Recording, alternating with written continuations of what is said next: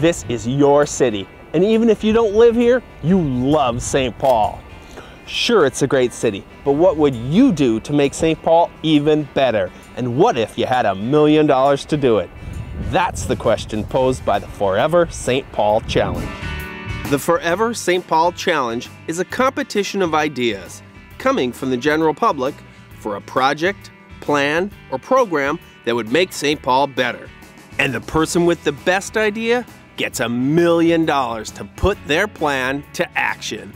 It's a public brainstorming session brought to you by the St. Paul Foundation and the Minnesota Idea Open.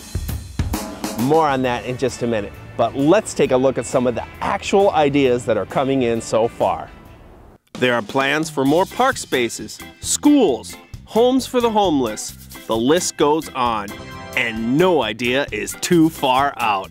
These sorts of competitions always have transportation ideas.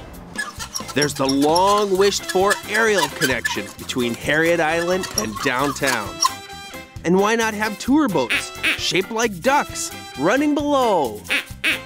And just to give the Central Corridor some competition, you could get around town on a monorail or a maglev train, or better yet, by hot air balloon.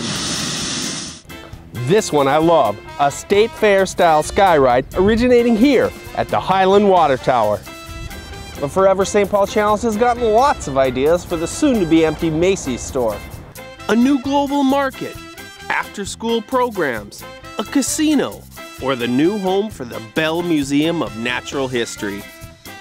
We're just scratching the surface of great ideas for the capital city. Spell out hello from St. Paul, large enough to read from space. Minnesota's own Stonehenge.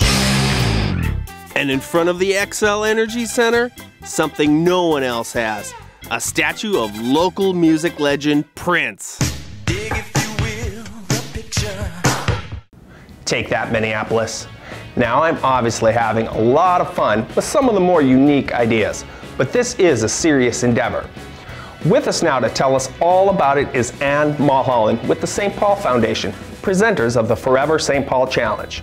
So Ann, talk a little bit about who's behind this competition. We have been around for nearly 75 years, and we've been working with and serving the communities in and around the East Metro for that long. This challenge is really about generating new ideas and exciting ideas for the East Metro. So the St. Paul Foundation has this $1 million. Why not just implement your own idea? Talk a little bit more about this process of crowdsourcing for ideas. Well, we really wanted to get the ideas from the community, to really learn from community what they think is important to advance the East Metro, what they think the issues of the day are, or the opportunities of the day are. What's next, Ann?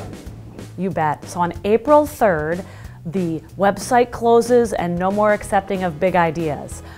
And then from there, we will work with those finalists to really build their ideas and enhance their ideas and help them think through the implementation of their ideas. So in July, a series of judges who are on the website are going to narrow it down to 3 finalists. Those 3 finalists will go up for a public vote from mid-August through mid-September. And by mid-September, we're going to have one winner of the $1 million idea for St. Paul. This whole thing is so cool. Thanks, Ann. Thank you, Nick. Well, you bet we're going to follow this process until they pick the winning idea, so stay tuned.